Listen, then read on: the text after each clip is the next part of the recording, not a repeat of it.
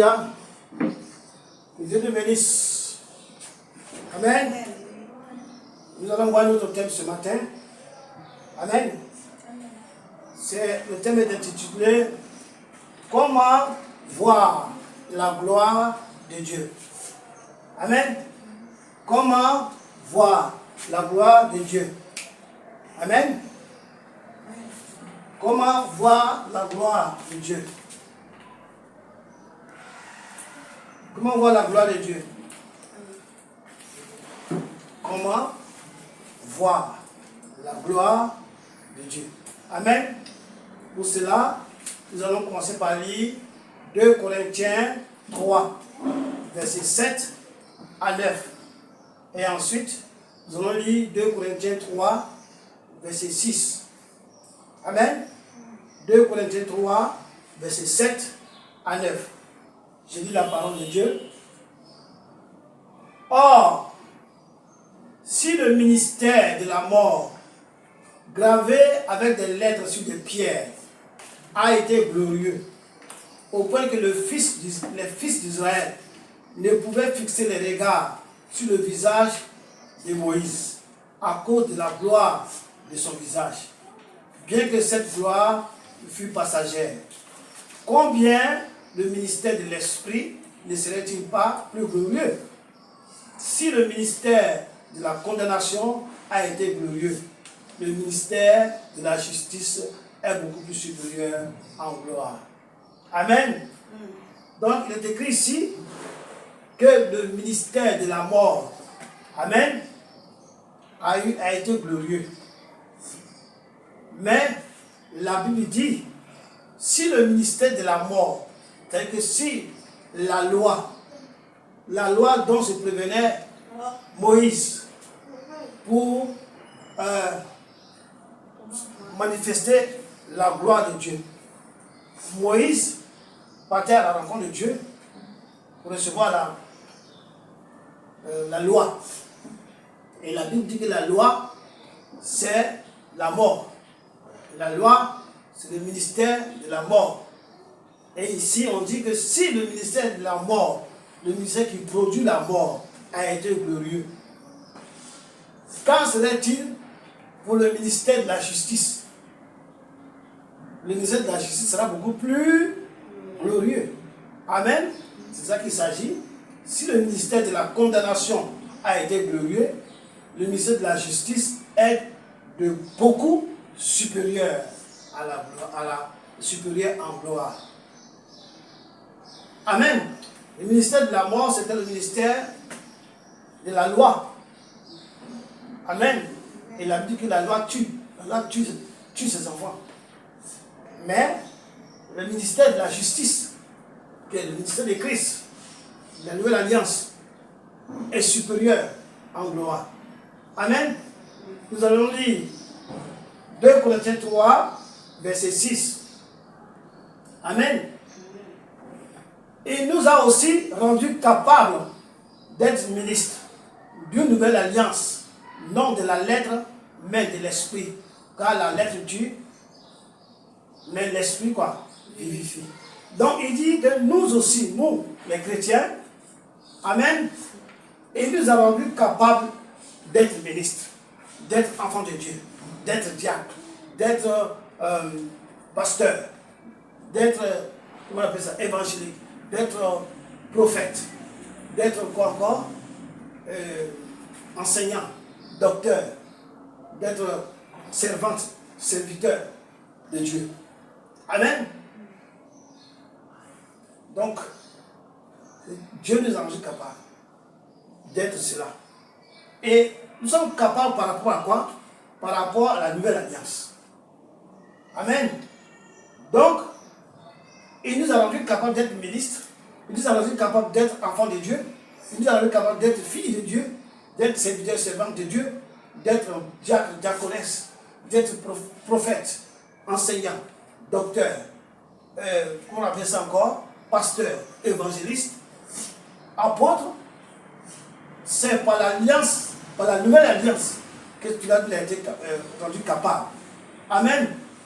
Mais ce n'est pas de la lettre, C'est que de l'ancienne loi, ni la lettre en tant que telle, mais il nous a été rendu capable par rapport à l'esprit. C'est par l'esprit que nous sommes capables d'être ministres de Dieu. C'est par l'esprit que nous sommes capables d'être enfants de Dieu. C'est par l'esprit que nous pouvons être capables d'être filles de Dieu, servantes et serviteurs de Dieu. Quand on dit que tu es enfant de Dieu, ce n'est pas physiquement, c'est spirituellement dont on parle. Enfant de Dieu, pourquoi? Parce que tu nais de nouveau. Il y a une nouvelle naissance. Amen. La Bible dit, Dieu a dit, Jésus a dit à Nicodème, que si tu nais d'eau, tu nais de nouveau, tu peux être enfant de le royaume de Dieu. Tu peux être enfant de Dieu. Être né de nouveau, c'est passer par le baptême d'eau, passer par le baptême dans le Saint-Esprit, recevoir l'Esprit. Parce que la Bible dit dans Romains 8, 9, que celui qui n'a pas l'Esprit de Dieu ne l'appartient pas. Donc celui qui n'a pas l'ADN de Dieu, en lui, n'est pas enfant de Dieu. Il n'est pas fille de Dieu. Donc, nous sommes aujourd'hui ministres de Dieu, serviteurs et servantes de Dieu, enfants de Dieu, par rapport à l'Esprit. Amen. Et si tu as l'Esprit de Dieu, alors tu appartiens à Dieu. Si tu as l'Esprit de Dieu, alors tu es rendu capable. La Bible dit dans, comment on appelle ça, Acte 1, 8, que vous recevez une puissance, le Saint-Esprit survenant sur vous. Alors, lorsque le Saint-Esprit survient sur toi, tu reçois une puissance. Tu as le Saint-Esprit en toi. En ce moment, tu peux témoigner de Jésus. En ce moment, tu deviens enfant de Jésus. En ce moment, tu deviens serviteur de Jésus, servante de Jésus. Tu deviens diacre, diaconette. Tu deviens ministre de Jésus. C'est par l'Esprit que ça se fait. Donc, aujourd'hui, nous, il a été rendu capable d'être ces choses par l'Esprit. Et la Bible dit que le ministère de la justice, donc Dieu nous rend juste. C'est Dieu qui nous justifie par son Esprit. Hein? Donc, ce ministère-là est beaucoup supérieur en gloire. C'est-à-dire que nous qui sommes chrétiens aujourd'hui, le ministère dans lequel nous sommes, nous qui sommes chrétiens aujourd'hui, l'alliance dans laquelle nous sommes est supérieure à l'ancienne alliance. Parce que c'est une alliance de vie, une alliance qui fait de nous des enfants de Dieu. Amen. Et étant des enfants de Dieu, nous devons voir la gloire de Dieu. Nous devons manifester la gloire de Dieu. Amen. Nous devons avoir une autre vie. La vie chrétienne que nous menons à nous, la vie chrétienne est une vie glorieuse, est une vie de gloire.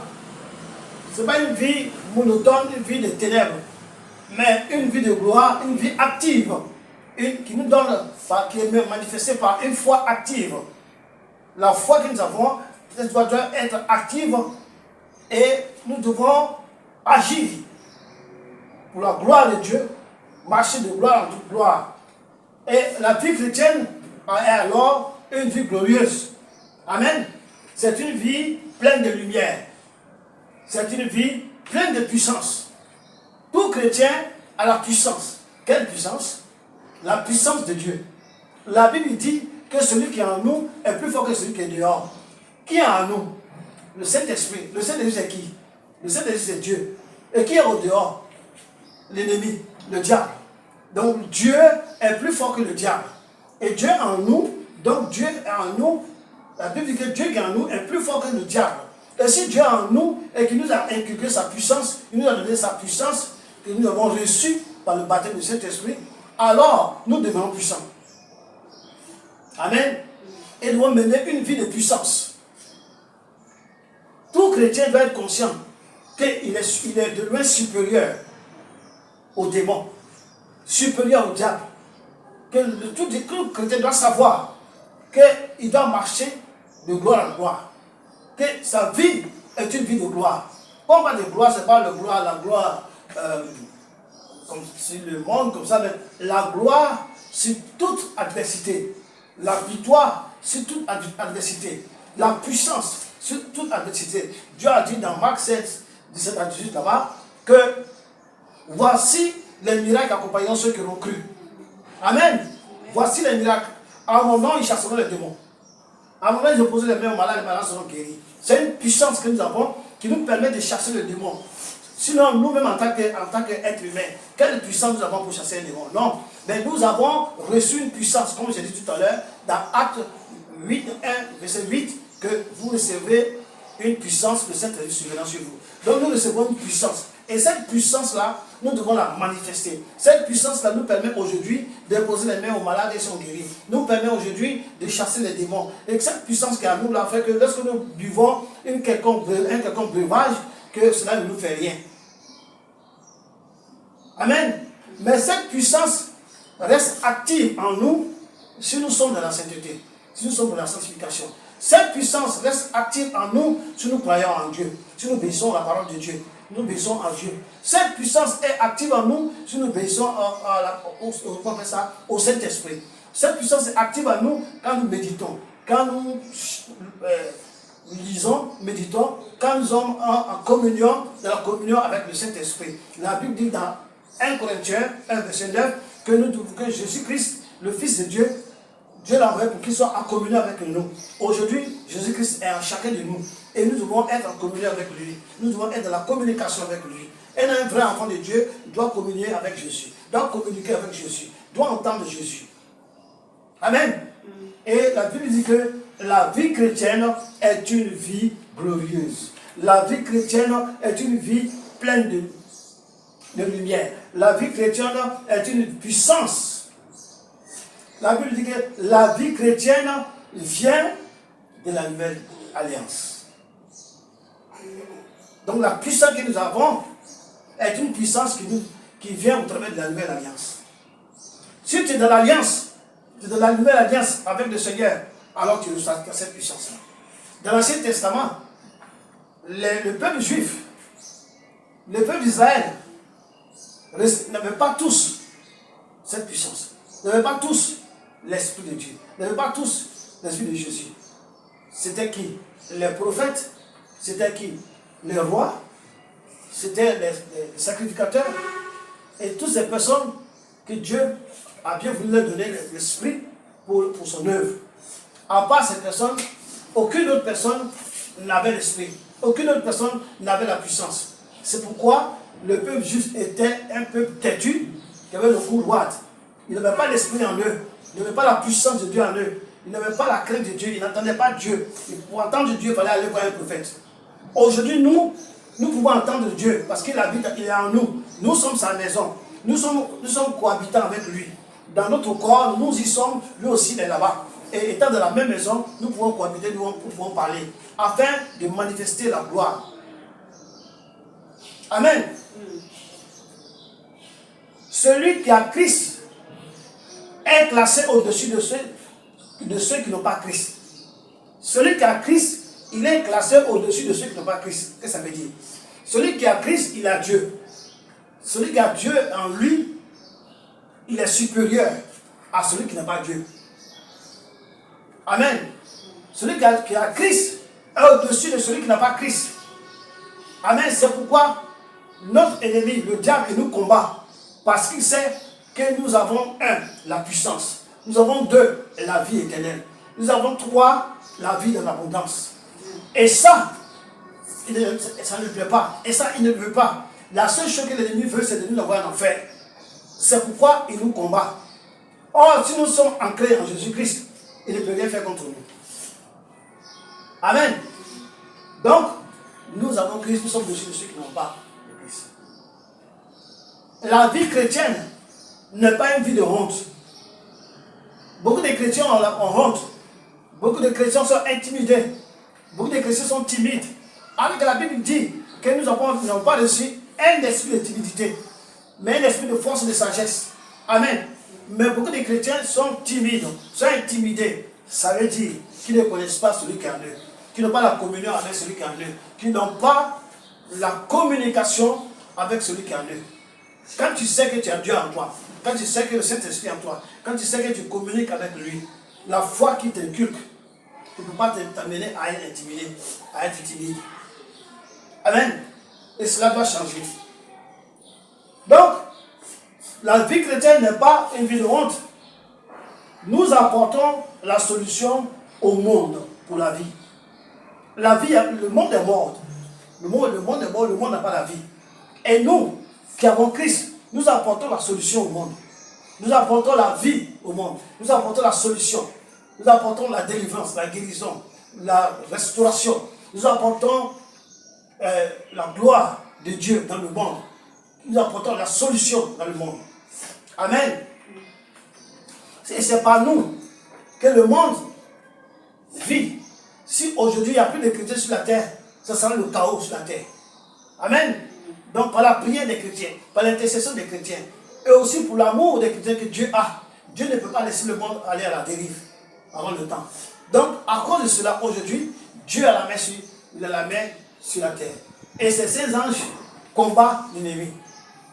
Et ces saints anges sont au service de Dieu pour nous qui sommes sauvés. Amen. C'est cela qui maintient l'équilibre aujourd'hui. Mais demain, quand l'église ne sera plus là, il y aura le chaos. Amen. Donc nous apportons la solution au monde pour la vie qui nous a été donnée. Quelle est cette vie? La vie de Christ, le Saint-Esprit. Amen. Il nous a donné, le Saint-Esprit que nous avons nous donne la vie. Et nous apportons cette vie-là au monde. Amen. Nous venons pour annoncer Christ qui est la vie. Et quiconque croit en Christ, automatiquement, tu passes au baptême. Lorsque tu es baptisé, la Bible dit que tu es la vie.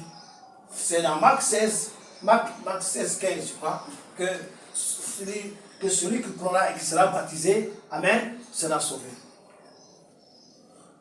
La vie chrétienne, comme je dis, est supérieure aux autres vies, aux vies païennes. La vie chrétienne est supérieure à la vie païenne. La vie païenne vit au jour le jour. Et la vie chrétienne, nous vivons pour un but. Nous vivons pour un but. Nous vivons pour le salut.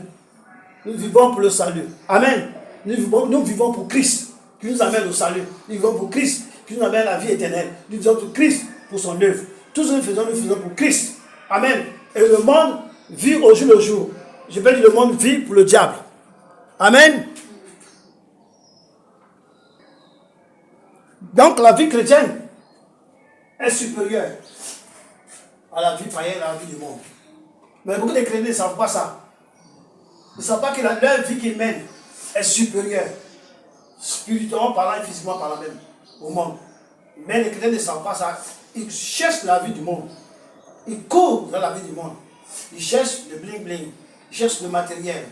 Oui, c'est vrai, nous sommes dans le corps. Nous avons besoin du matériel. Mais la Bible dit que nous devons chercher d'abord la vie éternelle. Ensuite, la justice de Dieu. Et après la justice de Dieu, les autres choses que Dieu va nous accorder. Mais cette parole n'est pas mise en pratique par beaucoup de chrétiens. C'est l'inverse. Ils courent derrière le matériel pour avoir le matériel. Lorsqu'ils ont le matériel, ils sont dans les bonnes grâces. Qu'ils ont l'argent, la richesse, qu'ils sont dans l'abondance. C'est en ce moment maintenant qu'ils veulent chercher Jésus. Or, c'est le contraire. Amen. Le contraire. Le plus souvent, Jésus même, il te met dans la disette, il te met dans la misère, il te met dans la pauvreté, il te met dans les difficultés, dans le combat. Pendant un certain temps, pour voir ton cœur, pour voir si l'amour que tu as pour lui peut résister à l'encontre de la difficulté. Et Paul pouvait dire que je peux vivre dans le manque et je peux aussi vivre dans l'abondance. Je sais vivre dans le manque et je sais vivre aussi dans l'abondance. Parce que toute chose, c'est Dieu qui donne. Si tu en as aujourd'hui, c'est Dieu qui donne. Si tu n'en as pas aussi, tout ça, c'est Dieu. Amen. Mais les gens cherchent d'abord l'abondance avant de chercher Dieu. Or, la vie qu'ils ont, c'est une vie de puissance. Amen. Ils laissent la puissance, aller chercher la puissance du monde. Et ils n'ont rien compris. Ils n'ont rien compris. Donc, c'est ça qu'il s'agit. La vie chrétienne est supérieure aux autres vies. La gloire de l'ancienne alliance disparaît en Christ. La gloire de l'ancienne alliance, la gloire de l'ancienne alliance disparaît en Christ. Parce que Christ, c'est la nouvelle alliance. Amen. La gloire de l'ancienne alliance disparaît en Christ. Donc, la loi disparaît en Christ. Parce que Jésus-Christ a accompli la loi. Et Jésus-Christ a établi une autre loi, a établi une autre alliance.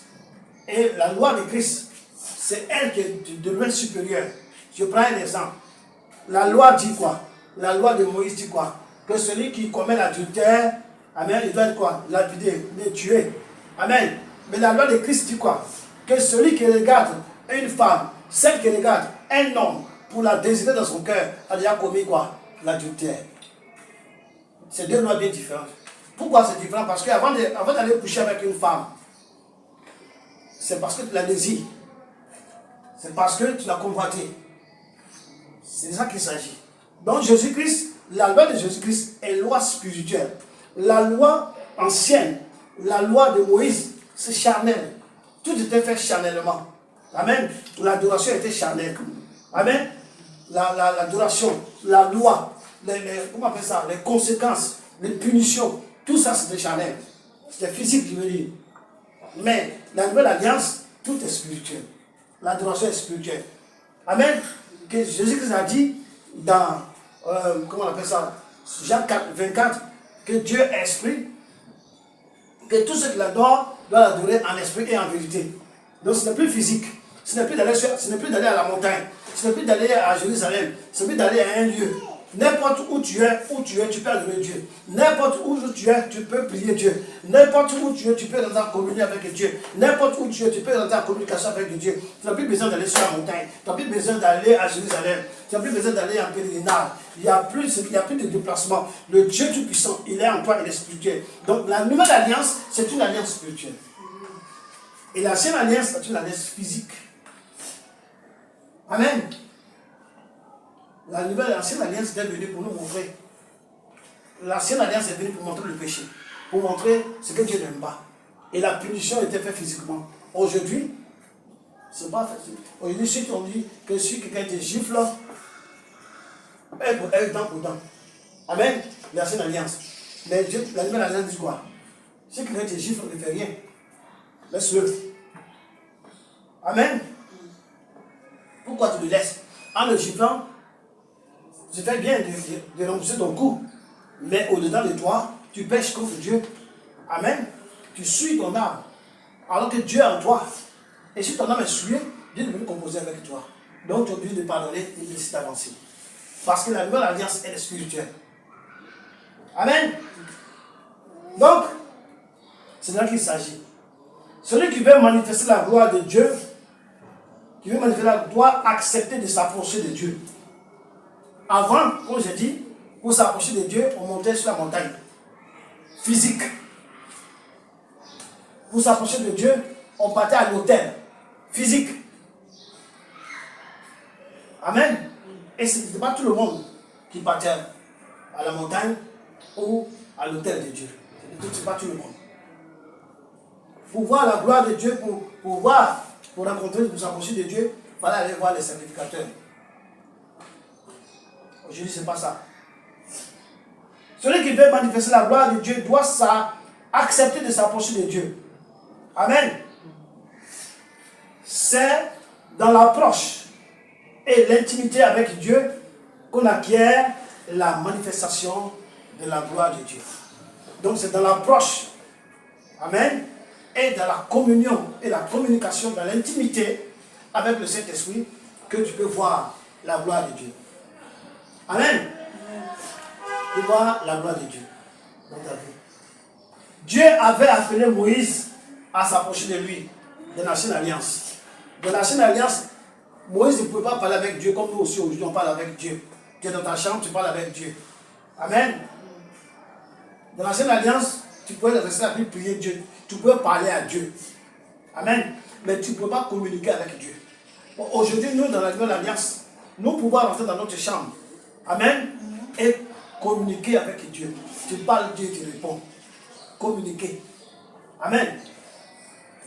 Donc, pour que Dieu puisse rentrer en communion et en communication avec Moïse, il a dit à Moïse de s'approcher à la montagne. Parce que Dieu est à la montagne. Amen. On va lire Exode 24. Exode 24.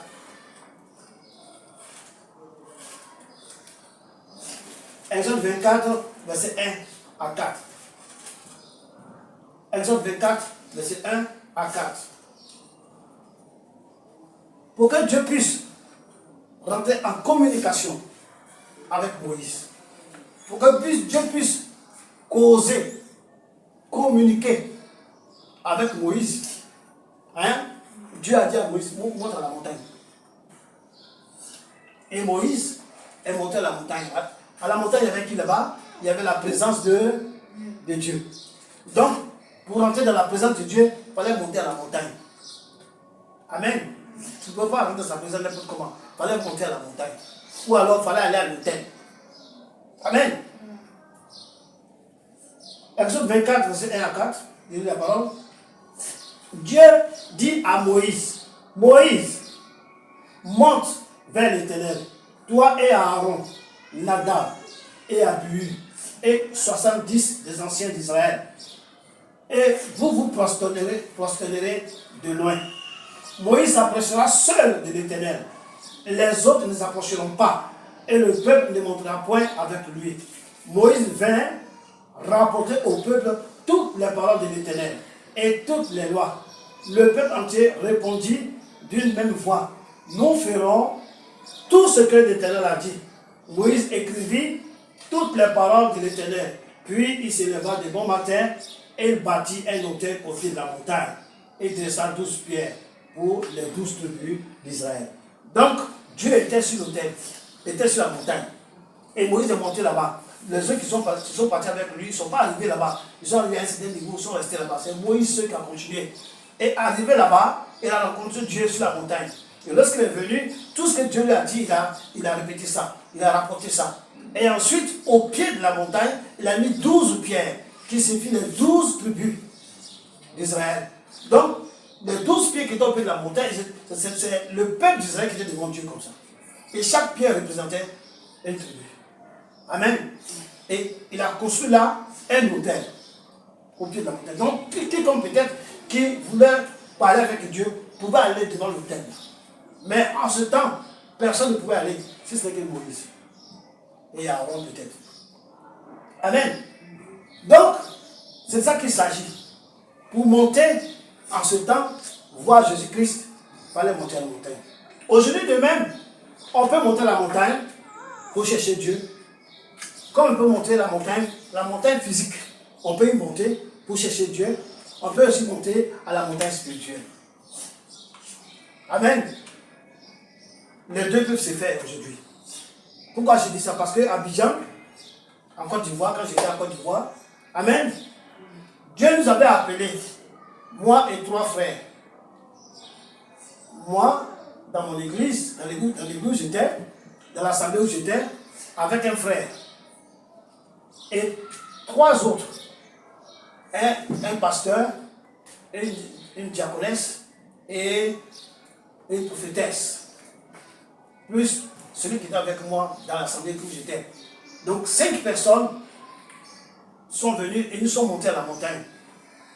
Dieu a dit au pasteur, il a donné ses noms. Va dans telle église à telle personne. Va dans telle église à telle personne. Va dans telle église à telle personne. Rassemble ces personnes, ces 4 personnes, plus toi, et vous montez à la montagne. Amen. Et nous sommes montés à la montagne. C'était à Mans, à l'ouest de la Côte d'Ivoire.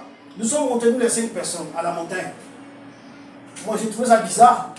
Amen. Mais c'est Dieu qui avait dit ça, qui avait révélé ça au pasteur, qui était dans une autre église, qui n'était pas moi mon église. Mais Dieu nous avait sélectionné et on est monté à la montagne. Amen. Nous sommes montés sur cette montagne-là. C'était la plus haute montagne à Mans, à l'ouest de la Côte d'Ivoire, la ville. Amen. Et nous y sommes restés 3 jours, 3 nuits. Amen. Dans le jeûne. Et on était en train de prier. Le matin, chaque 3 heures, on priait. 24 heures sur 24, pendant 3 jours. Amen. Et on était dans la présence de Dieu. Dieu nous avait dit qu'il était là. Qu'il est descendu pour nous rencontrer là. Ah, mais c'était merveilleux. Nous, les 5 personnes. Il y avait une seule fille dedans. Un pasteur, un diacre et nous, les frères. Et nous sommes restés 3 jours. Et Dieu nous a parlé par la prophétesse. Amen. Celle qui était parmi nous, c'est elle que Dieu utilisait, c'est elle qui prophétisait. Et on notait, moi-même j'ai noté. Amen. Et l'Esprit était tombé sur elle. Et le Seigneur nous a parlé. Amen. Il a dit quoi? Si vous lisez ma parole, ça c'est resté dans mes oreilles jusqu'à aujourd'hui. Si vous lisez ma parole, si vous méditez ma parole, et si vous m'écoutez, vous verrez ma gloire et mes prodiges. Si vous faites ce que je vous dis, vous verrez mes merveilles et vous rayonnerez. Ça, c'est resté dans mes oreilles jusqu'à ma mort, je ne vais jamais oublier. Il a dit beaucoup d'autres choses qu'on a notées, mais ça, c'est resté. Si vous lisez ma parole, si vous méditez ma parole, et si vous m'écoutez, donc lorsque tu lis et tu médites, Dieu te parle. Et si tu écoutes ce que Dieu te parle, et si vous faites ce que je vous dis, donc s'il te parle, et que tu écoutes, et que tu fais ce qu'il dit, il dit que tu vas faire des merveilles. Amen. Vous verrez ma gloire et mes prodiges. Ah non. Il a dit ça. Si vous m'écoutez, vous verrez ma gloire et mes prodiges. Et si vous faites ce que je vous dis, vous verrez mes merveilles et vous rayonnerez.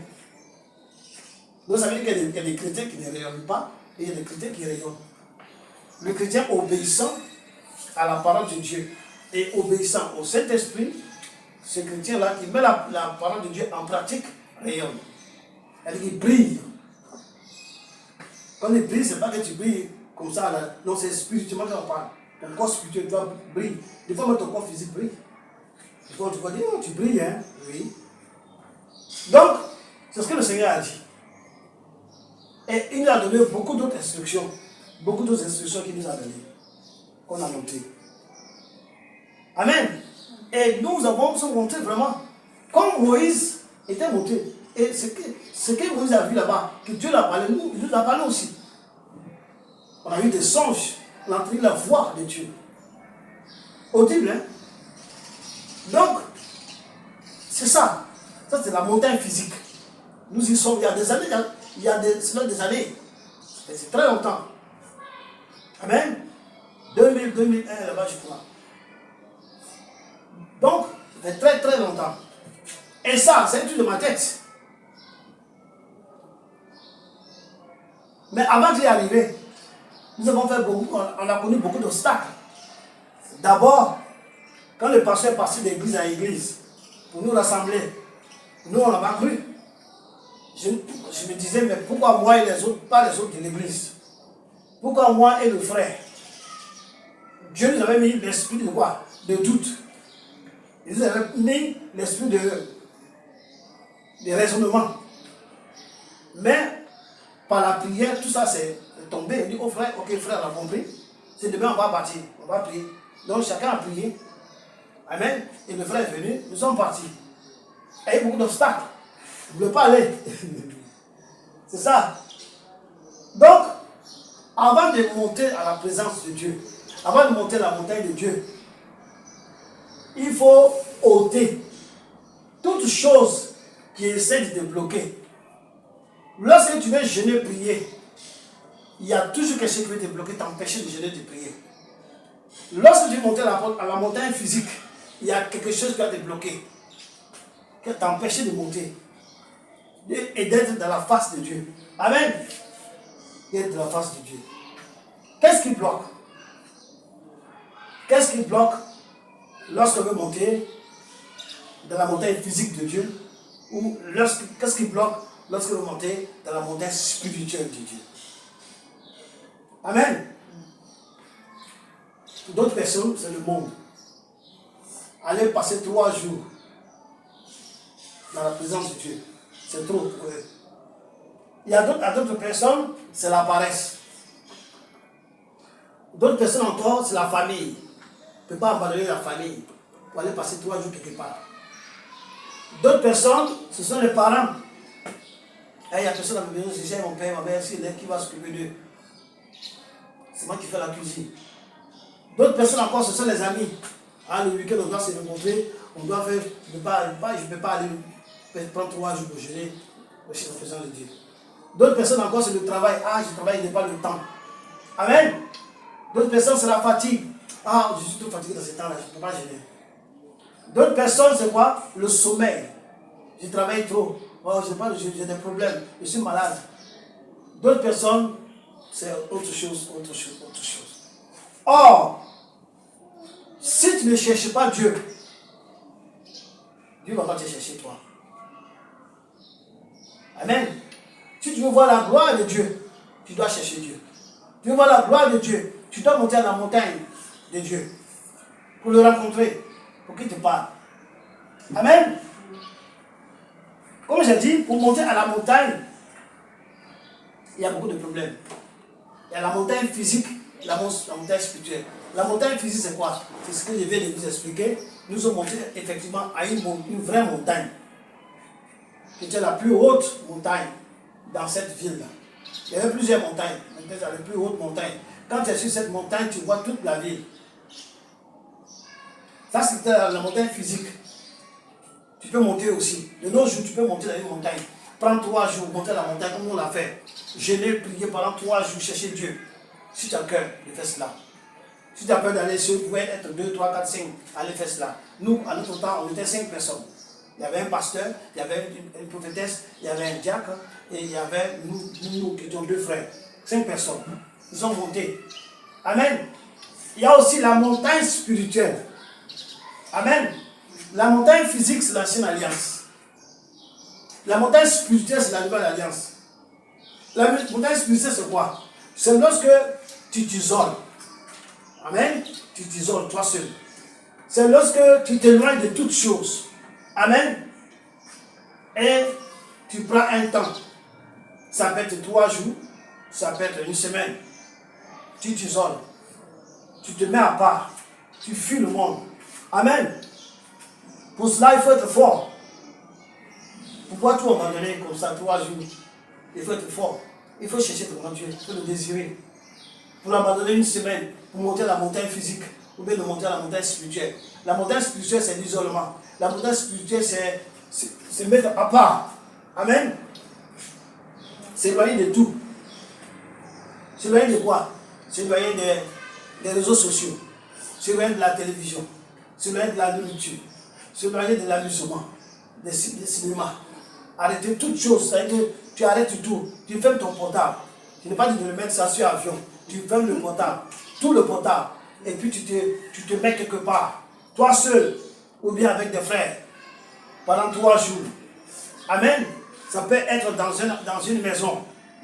Vous êtes 3, 4, 5, vous êtes isolés, vous fermez tout, il n'y a pas de télé, il n'y a pas de radio, il n'y a pas de téléphone, il n'y a pas de réseaux sociaux, Internet est fermé, tout est fermé, vous restez là pendant 3 jours, vous priez, cherchez Dieu, cherchez la face de Dieu, Dieu va vous parler. Ça c'est la montagne spirituelle. Ce n'est pas une montagne où tu vas monter sur la montagne, non. L'isolement, la séparation, c'est ça qu'est la montagne. Amen. La montagne. Et dans l'isolement. Mais pour faire cela, il faut être fort. Il faut être dur. Amen. Il faut se faire violence. Il faut mettre un temps à part sur cette montagne spirituelle, mais physique. Parce qu'il fallait rester 3 jours quelque part, sans manger, sans boire, sans télévision, sans boire, sans rien. Tu ne sais même pas ce qui se passe dans le monde. Tu es privé de tout, tout fermé. Et il faut se faire violence. C'est-à-dire qu'il faut placer Dieu premier. Amen. Il faut tout couper. Absolument tout. Amen. Dieu a dit quoi? Dans Matthieu 6, verset 6. Amen. Que si tu veux prier, rentre dans ta chambre. Ferme la porte. Reste dans le secret. Amen. Et que Dieu qui voit dans le secret te le rendra. C'est-à-dire que Dieu qui voit dans le secret va te bénir, va te parler, va te dire, va répondre à ta prière dans le secret. Amen. Dieu va te parler. C'est ça qu'il s'agit. Donc, il a dit, c'est dans Matthieu 6, 6. Vous pouvez le lire après. Amen. Donc, c'est de ça qu'il s'agit. Tu rentres dans ta chambre, si tu es seul. Moi, je l'ai déjà fait. Oui, j'ai déjà fait. Rentrer dans une chambre, tu fermes tout. Pendant 3 jours, tu ne sors pas. Tu es dans la chambre pendant 3 jours. Tu pries, tu chantes, tu loues Dieu, tu dors. Ainsi, c'est pendant 3 jours avant de sortir. Plusieurs fois, je l'ai fait. Amen. Et c'est lorsque j'ai fait cela que mon parler en langue s'est déclenché. C'est là que j'ai commencé à parler en langue, en train de prier dans la chambre. Moi seul, pendant ces 3 jours, commencé à parler en langue. Amen. Et c'est là que ça s'est déclenché. J'ai parlé en langue, mais pas régulièrement. Mais quand j'ai fait ces 3 jours-là, ça a commencé à déclencher. Donc, c'est mettre à part, s'isoler, être coupé de tout pour chercher Jésus. C'est bénéfique. Ça donne la gloire de Dieu, la puissance de Dieu. Amen. Donc, de ça qu'il s'agit. Il faut être fort, il faut être dur, il faut se faire violence. Mettre un temps à part sur cette montagne physique ou spirituelle. Et être coupé de tout, absolument de tout. Pas dire non que bon, de temps en temps, je vais appeler la famille pour voir. Non. Tu peux laisser même le téléphone à la maison. Tu éteins tout, tu n'as rien. Si on dit demain c'est la fête, demain il y a la guerre, tu n'es pas au courant de ça. Tu es devant Dieu. Tout est coupé. Ça, c'est la montagne spirituelle. Quand c'est pour ça que je suis à la montagne, mais est-ce que tu es sur une montagne? Ce n'est pas sur une montagne. Tu t'enfermes, tu t'isoles, tu coupes tout et tu cherches la face de Dieu. On dit que tu es à la montagne. Ça, c'est la montagne spirituelle. Il y a la montagne physique aussi, la vraie montagne, où tu montes pour chercher Dieu. Comme on l'a fait. Amen. Il faut être courageux pour rencontrer Dieu. Pour rencontrer Dieu, il faut être courageux. Il ne faut pas être paresseux. Parce que être coupé de tout, c'est renfermé dans une pièce ou avec des frères, dans une église, en jeûne, 3 jours, ou bien 5 jours, ou bien 7 jours, pour chercher la face de Dieu. C'est un courage. Amen. C'est un courage. Il faut se faire violence.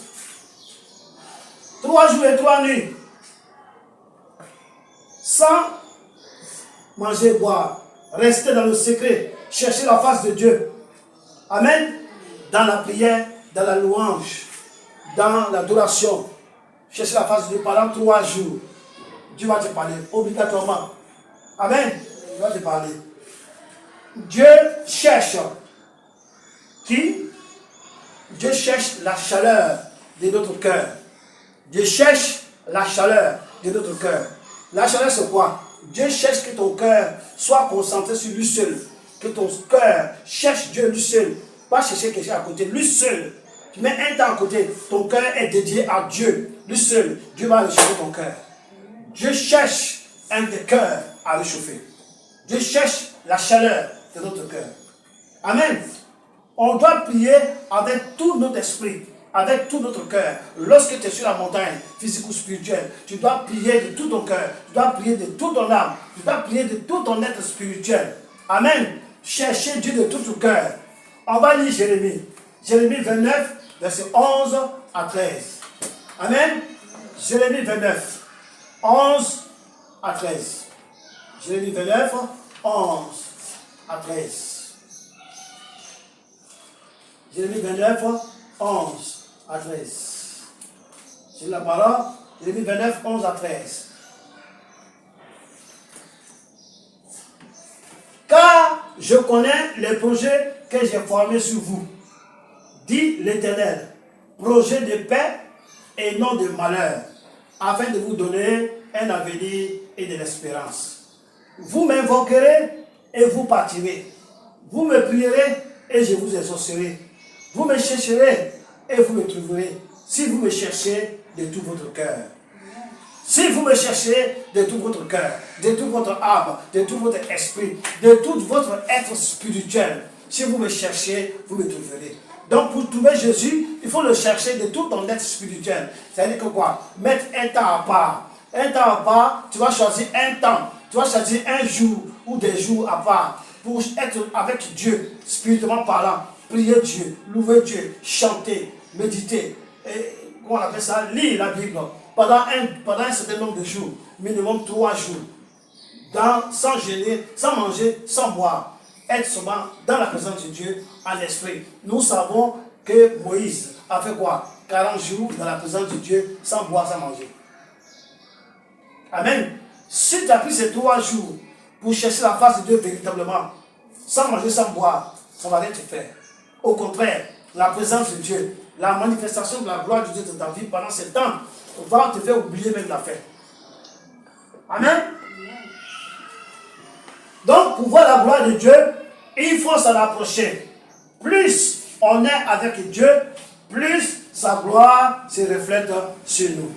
Donc, plus tu es avec Dieu, plus tu es dans la recherche de Dieu, plus tu montes à la montagne, plus la gloire de Dieu se reflète quoi? Sur toi. Amen.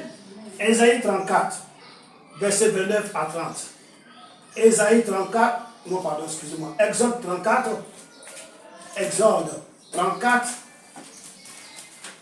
Exode 34, 29 à 30. Exode 34, 29 à quoi? À 30. J'ai lu la parole de Dieu, Exode 34. Quand Moïse entrait devant l'Éternel pour lui parler, il ôta le voile jusqu'à ce qu'il sortît. Et quand il sortait, il disait aux enfants d'Israël ce qui lui avait été ordonné. Amen. J'ai lu, c'est quoi? C'est 29, non? Pardon, 29, excusez-moi, 29. Moïse descendit de la montagne de Sinaï et les deux tables du témoignage dans sa main. En descendant de la montagne, il ne savait pas que la peau de son visage rayonnait, parce qu'il avait parlé avec l'Éternel. Aaron et tous les enfants d'Israël regardaient Moïse, et voici, la peau de son visage rayonnait, et ils craignaient de s'approcher de lui. Amen. Il craignait de s'approcher, parce que quand il descendait de la montagne, dans la présence de Dieu, la montagne physique, aujourd'hui la montagne spirituelle, c'est la même chose. Lorsque vous allez rester 3 jours, 4 jours dans la présence de Dieu, coupé de tout, dans un endroit clos, à louer, à chanter, à prier Dieu, lorsque tu sors de là, tu rayonnes.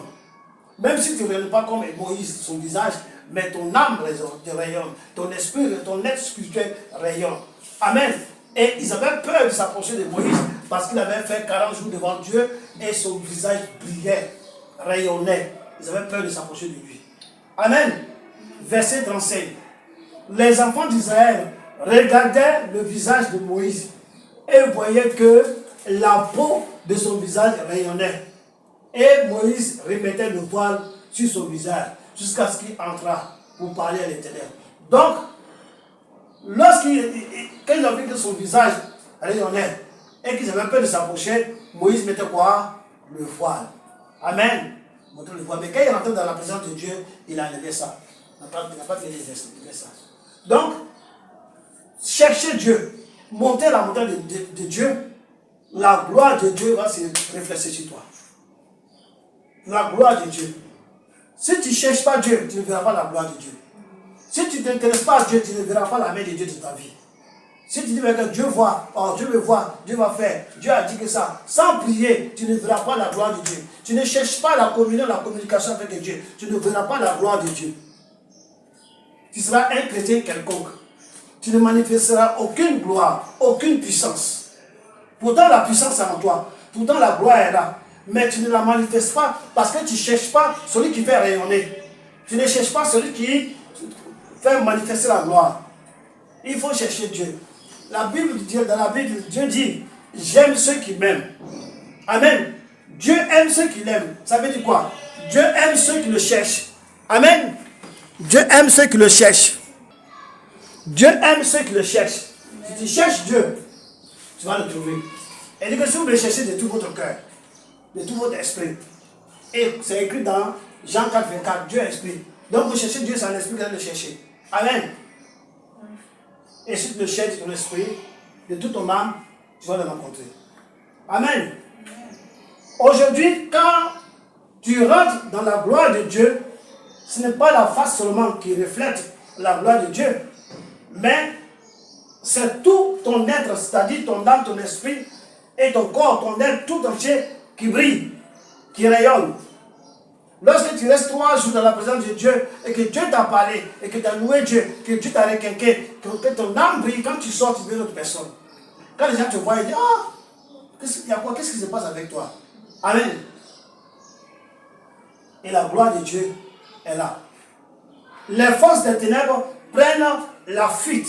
Les forces des ténèbres prennent la tangente à ta présence. Lorsque tu arrives quelque part, Jésus-Christ, qu'il avait fait 40 jours dans le désert, lorsqu'il arrivait dans un endroit où se trouvaient les démons commencent à crier, oh, qu'est-ce que tu nous veux, fils de Dieu? Qu'est-ce que tu nous veux? Ils voyaient Jésus-Christ qui rayonnait. Ils voyaient l'esprit de Jésus qui rayonnait. Et quand ils voyaient ça, la lumière qui sortait de son corps, éblouissait les démons. Et les démons étaient apeurés. Et ils criaient, oh, tu viens nous persécuter, tu viens nous chasser, oh, fils de Dieu, tu viens avant le temps. De même, quand tu passes un temps devant Dieu, dans sa présence, dans la prière, la méditation, la louange, la prière. Pendant un certain temps où tu es coupé de tout, tu es coupé de la nourriture, des réseaux sociaux, de la télé, de la radio, des frères, des parents, des amis, tu es coupé de tout le monde. Et tu es dans un endroit clos, tu restes 3 jours à prier Jésus. La Bible dit, quand tu sors de là, tu rayonnes. Même quand les démons te voient, quand les démons te voient, ils fuient. Les gens qui sont possédés, lorsque tu viens vers eux, ils s'écartent. Eux-mêmes ne savent pas pourquoi ils s'écartent. Mais c'est les démons qui sont dans ces personnes-là qui les font fuir. Amen. Quand les démons te voient, quand les ténèbres te voient, ils prennent la tangente. Dieu veut que nous soyons ses amis. Amen. Il veut nous parler chaque jour. Il est toujours prêt à nous parler. Donc il faut toujours prêter une attention à Dieu. Si nous voulons être ses amis, si nous voulons savoir ce que Dieu veut, si nous voulons savoir ce que Dieu fait, nous devons prêter attention à ce que Dieu. Nous devons faire attention, prêter attention au Seigneur. Amen. Prêter attention au Seigneur. Donc, Dieu veut que nous soyons ses amis. Il veut nous parler chaque jour. Et il faut toujours prêter attention à Dieu parce que Dieu veut parler. Il veut te parler toujours. Il faut prêter attention à Dieu. Il faut toujours prêter attention à Dieu. Amen. Si nous voulons être ses amis, si nous voulons savoir ce que Dieu fait, si nous voulons savoir ce que Dieu veut, si nous voulons savoir ce que Dieu veut faire dans notre vie, nous devons prêter attention à lui. Lui, il veut nous parler tous les jours. Il n'y a pas un jour que Dieu ne veut pas parler. Dieu veut parler à tout le monde, tous les chrétiens. Dieu veut parler. Tout le monde, il veut parler à tout le monde, chaque jour. Mais seulement, nous ne prêtons pas attention. Ça veut dire que nous ne faisons pas attention. Nous n'étendons pas l'oreille. Nous ne savons pas que Dieu parle. Beaucoup de chrétiens ne savent pas que Dieu parle. Ils ne savent pas que le Saint-Esprit parle. Le Saint-Esprit parle. Il te parle chaque jour. Il veut te parler. Mais quand tu t'occupes pas de... Quand tu veux parler à quelqu'un, il ne s'occupe pas de toi. Tu vas voir. Tu t'éteins. Mais si la personne s'arrête, tu dis, il t'écoute. Tu vas parler. C'est la même chose avec le Saint-Esprit. Le Saint-Esprit, chaque jour, quand tu te lèves le matin, il veut te parler. Mais si tu ne lui prêtes pas attention, il ne te parle pas. Or, c'est lorsque le Saint-Esprit te parle que Dieu te dit ce qu'il faut faire pour toi. Comment avoir la gloire? Comment manifester la gloire? Comment remplir ta journée? Comment rentrer dans la bénédiction de Dieu? Comment rentrer dans la grâce de Dieu? Comment éviter le danger? Comment prier? Dieu veut te parler, le Saint-Esprit te parler. Mais si tu ne fais pas attention à lui, tu n'auras rien. Amen. Donc Dieu a dit qu'aujourd'hui, Jésus-Christ a dit que nous sommes ses amis. Qu'il ne veut plus nous appeler ses serviteurs, il veut nous appeler ses amis. Amen. Effectivement, aujourd'hui, nous sommes les amis de Jésus-Christ. Mais nous sommes les serviteurs de Dieu. Ça fait deux choses. Jésus-Christ dit lui-même qu'à partir de maintenant, il ne veut plus appeler ses serviteurs, mais il nous appelle ses amis. Donc ton ami là, ton ami connaît tes secrets, tu connais les secrets de ton ami. Quand vous êtes au marché là, vous parlez. Si vous êtes des hommes, que chacun cherche drague sa fille. Ah, je suis en train de draguer une fille là, elle est en 5e. Je suis en train de draguer une fille là, on est dans le même bureau. Vous parlez, vous dites les secrets. Si c'est les filles, oh, là c'est gâté. Elles vont se parler entre elles. Parce que vous êtes amis, vous parlez. C'est la même chose avec le Saint-Esprit. Le Saint-Esprit veut nous parler. Il veut causer avec nous tous les jours. Il veut partager avec nous. Amen. Et comme lui connaît toutes choses sur notre vie spirituelle, comme il connaît toutes choses sur notre vie physique, il veut parler avec nous. Nous devons prêter attention à lui. Amen. On va lire Jean 15, 15. Jean 15, 15. Jean 15, 15.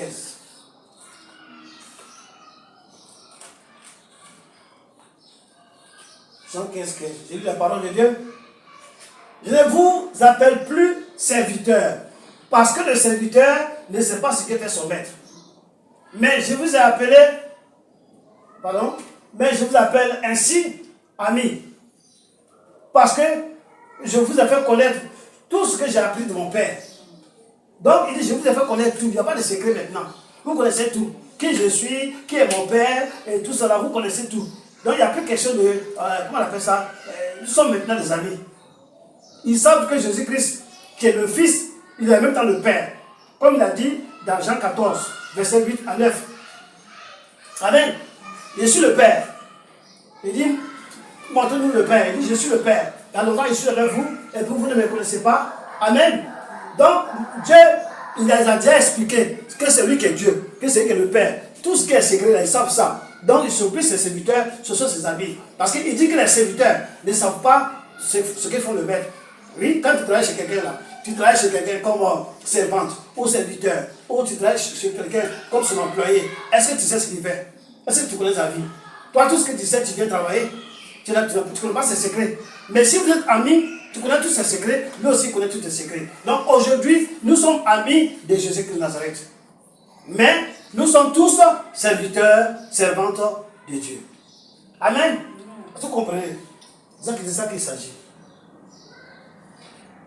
On va aller Luc 12. Luc 12. Luc 12, 4. Luc 12, verset 4. Amen.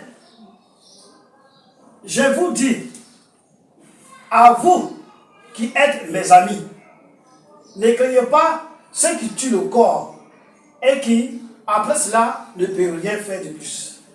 Verset 5. Je vous montrerai qui vous devez craindre. Craignez celui qui, après avoir tué, a le pouvoir de jeter dans la géhenne. Aussi, je vous le dis, c'est lui que vous devez craindre. Celui qui peut jeter dans la géhenne. Dieu. Amen. Donc il dit, vous mes amis. Amen. Je vous dis, vous qui êtes mes amis. Nous sommes les amis de Jésus-Christ. Nous sommes amis de Jésus-Christ et serviteurs de Dieu, servantes de Dieu. Plus on s'approche de Dieu, plus on s'approche de Jésus-Christ, plus on rentre dans la gloire de Dieu. Amen. Il y a un effort à faire. Tu ne peux pas rentrer dans la gloire de Dieu lorsque tu te lèves de ton lit matin, tu déjeunes, puis c'est fini. Tu es dans la gloire de Dieu. Non. Tu ne peux pas manifester la gloire de Dieu lorsque tu te lèves de ton lit le matin, tu déjeunes et puis c'est fini. Ou lorsque tu quittes le travail le soir. Non. Ainsi, tu ne peux pas rentrer dans la gloire de Dieu. Tu ne peux pas manifester la gloire de Dieu. Pour manifester la gloire de Dieu, pour voir la gloire de Dieu, il faut chercher Dieu de tout son cœur, de toute ton âme. Comme le dit Jérémie 29, 11 à 13. De tout ton cœur. Mets à part, 3 jours, 4 jours, une semaine. Tu te coupes la nourriture, coupes la boisson, coupes l'eau, tu coupes les amis, l'internet, le téléphone, la télé, tu coupes tout. Tu es isolé dans un endroit. Toi seul ou alors avec tes parents, toi seul ou avec tes frères, toi seul ou avec tes amis. Vous cherchez la face de Dieu dans la prière. Et lorsque tu sors de là, tu peux manifester la gloire de Dieu. Amen. On va lire 2 Corinthiens 3. 2 Corinthiens, verset 3. 2 Corinthiens 3. 2 Corinthiens 3. 2 Corinthiens 3. Amen. Verset 17 à 18.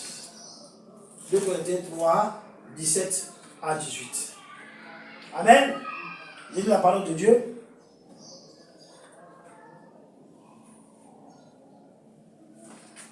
2 Corinthiens 3, 17 à 18. Or, le Seigneur, c'est l'Esprit. Et là où est l'Esprit du Seigneur, là est la liberté. Nous tous qui, le visage découvert, contemplons comme dans un miroir la gloire du Seigneur, nous sommes transformés en la même image de gloire en gloire par le Seigneur, l'Esprit. Donc, lorsque nous cherchons Christ, lorsque nous rentrons dans la présence de Dieu, nous sommes transformés à l'image de Dieu de gloire en gloire. Pas physiquement, mais par l'Esprit. Amen. Amen. Donc, c'est pas parce que tu jeûnes, tu pries, et puis tu vas venir te transformer. Non. C'est spirituellement qu'il transforme ton esprit, ton âme, ton être spirituel. La gloire, c'est la présence de Dieu. La gloire, c'est la puissance de Dieu. La gloire, c'est le rayonnement. La gloire, c'est le feu de Dieu. La gloire, c'est la lumière de Dieu. Tout ça, ça est sur toi lorsque tu sors de la présence de Dieu. Et lorsque l'ennemi te voit, il fuit. Lorsque tu imposes les mains, guérison instantanée. Lorsque tu imposes les mains, les démons s'en vont. Amen. Le miracle te suit. Comme dans dans Marc 7, 17 à 18, les miracles te suivent. Amen. Que Dieu nous bénisse. Donc aujourd'hui, il faut chercher la présence de Dieu. On trouve la gloire quand on s'approche de Dieu. Amen. Là où est le Seigneur, y ait la liberté. Il faut prendre le temps de rester enfermé avec Jésus. Parce qu'aujourd'hui, ce n'est pas dans tous les pays qu'il y a la montagne. Et même à la montagne, ce n'est pas facile d'aller à la montagne. Mais tu peux aller à la montagne spirituelle. La montagne spirituelle, c'est quand tu t'enfermes avec Jésus. Comme lui me l'a dit dans Matthieu 6,6. Amen. Tu t'enfermes avec Jésus. 3 jours, 4 jours, une semaine. Sans manger, sans boire. Tu parles avec lui là-bas. Quand tu sors, tu es rempli. Quand tu sors, tu es rayonnant. Donc, il faut prendre le temps de s'enfermer avec Jésus. La parole sanctifie intérieurement. La parole de Dieu sanctifie intérieurement. La parole de Dieu sanctifie intérieurement. Quand on dit sanctifie intérieurement, c'est quoi? À l'intérieur de quoi? À l'intérieur de nous, de notre corps physique. Qui est à l'intérieur? C'est qui? C'est nous. Donc, la parole de Dieu, elle te sanctifie intérieurement. C'est-à-dire que Dieu qui est en toi sanctifie ton homme spirituel. Il le sanctifie, il le rend pur, saint. Amen. C'est ça qu'il s'agit. Et lorsque tu as la présence de Dieu, il te sanctifie. Il enlève tout ce qui t'empêche de voir sa gloire. Dieu, il enlève ça. Quand tu es dans sa présence pendant 3 jours, j'ai des prières, une semaine, quel que soit le temps que tu prends, il va te sanctifier, il va enlever de toi tout ce qui t'empêche de voir sa gloire. Il va enlever ça. Et il va mettre sa lumière sur toi. Il va mettre sa puissance sur toi. C'est dans la présence de Dieu que ça se passe. Amen. La parole nous sanctifie intérieurement. Jésus-Christ habite en nous. Tout le monde sait ça. Tout chrétien sait que Jésus-Christ habite en nous. Amen. Jésus-Christ habite en nous. Amen. Lire et méditer et prier, c'est chercher qui est Dieu. Amen. Jésus-Christ habite en nous. Mais lorsque tu lis, lorsque tu médites, lorsque tu pries, tu es en train de chercher qui est Dieu. Tu es en train de savoir qui est Dieu. Et lorsque tu sais qui est Dieu, alors la crainte de Dieu s'empare de toi. Alors tu marches dans la crainte de Dieu. La Bible dit que Dieu exauce ceux qui l'honorent, ceux qui le craignent et l'honorent. Si tu ne crains pas Dieu, Dieu ne va pas t'exaucer. Si tu n'honores pas Dieu, Dieu va jamais t'exaucer. Et comment tu crains Dieu? C'est lorsque tu mets un temps à part pour le chercher. Lorsque tu t'isoles de tout, tu coupes de tout, tu te mets à part, tu t'enfermes dans la maison pour le chercher. Amen. Ça, c'est la crainte de Dieu. Amen. Ça, c'est connaître que Dieu existe. C'est chercher Dieu. Alors il va t'exaucer. C'est pas lorsque tu es dans le bar en train de boire que Dieu va t'exaucer. C'est pas lorsque tu es dans le restaurant en train de manger qu'il va t'exaucer. C'est pas lorsque tu es sur la femme d'une autre personne que Dieu va t'exaucer. Ce n'est pas quand tu es en train de mentir que Dieu va t'exaucer. C'est lorsque c'est pas que tu es en train de dormir seulement, ronfler. C'est pas là que Dieu va t'exaucer. Pour que tu sois exaucé, pour que tu manifestes la gloire de Dieu, pour que tu vois la gloire de Dieu, il y a un travail à faire. Amen. Ce qu'on voit dans les Écritures, c'est ce qu'on devient. Ce que tu vois dans les Écritures, ce que tu lis, c'est ce que tu deviens. Et ce n'est pas physiquement que ça se passe, c'est spirituellement. Et c'est le Saint-Esprit qui fait ça. Ce que tu lis dans la Bible, que tu crois, et que tu mets ta foi dessus, c'est ça que tu deviens. Amen. Et c'est le Saint-Esprit qui fait ça. C'est par l'Esprit que tout se fait. Et il faut regarder Jésus-Christ. Et en regardant Jésus-Christ, on est transformé en son image de gloire en gloire. Amen. Dieu veut qu'on manifeste sa puissance. Vraiment, c'est ça que Dieu veut. Hein? Il dit, vous, dans Acte 1:8, vous recevez une puissance, le Saint-Esprit survenant sur vous. Amen. Pour faire quoi? Pour témoigner. En témoignant, tu manifestes sa gloire, tu manifestes sa puissance, tu démontres au monde entier qui est Jésus-Christ. Et c'est ce que Jésus veut. Mais on ne peut pas y arriver sans la communion avec Jésus-Christ. On ne peut pas y arriver sans la communication avec Jésus-Christ. On ne peut pas y arriver sans mettre un temps en part à la richesse de Jésus-Christ. On ne peut pas y arriver sans être dans la communion isolée comme Moïse est monté à la montagne. Comme toi aussi, tu rentres dans la maison, tu t'enfermes. Comme le dit Matthieu 6:6, pour rechercher Dieu, tu vas voir la gloire de Dieu. Amen. Et cela doit être quoi? Notre priorité. Amen. Pour avoir la gloire de Dieu, On a dit quoi? Le titre c'est quoi? Comment voir la gloire de Dieu. Amen. Comment voir la gloire de Dieu. Vous savez maintenant comment vous voir la gloire de Dieu. Quiconque voit la gloire de Dieu, ça ne dépend pas de Dieu, ça dépend de la personne même. Si tu cherches Dieu dans la méditation, dans la prière, dans la lecture, tu cherches Dieu, tu vas voir la gloire de Dieu. La Bible dit dans Josué 1, 8, que ce livre de la loi ne s'éloigne pas de quoi? De ta bouche. Médite-le jour et nuit. Et ça, cela dépend quoi? La réussite dans toutes les entreprises. Donc, la première chose qu'il doit faire pour voir la gloire de Dieu, c'est de lire la Bible, la méditer jour et nuit. En plus, chercher la face de Dieu. Mettre un temps en part pour lui. Amen. Pour voir la gloire de Dieu. Nous allons, nous tous, à partir de maintenant, selon les moyens de chacun, chercher la gloire de Dieu. Pour manifester la gloire de Dieu. Pour manifester la puissance de Dieu. Et c'est ce que Dieu veut. Dieu dit que la vie chrétienne est supérieure à la vie du monde. En quoi? Comment? La vie chrétienne a une puissance. La vie chrétienne a une lumière. La vie chrétienne a Dieu. Et si tu es chrétien que tu ne manifestes aucune puissance, aucune gloire, tu es un chrétien quelconque.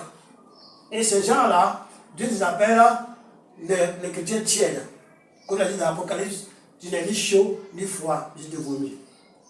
Ne faisons pas en sorte que Dieu nous vomisse, mais au contraire que Dieu nous utilise pour manifester sa gloire. Amen. Que Dieu nous bénisse.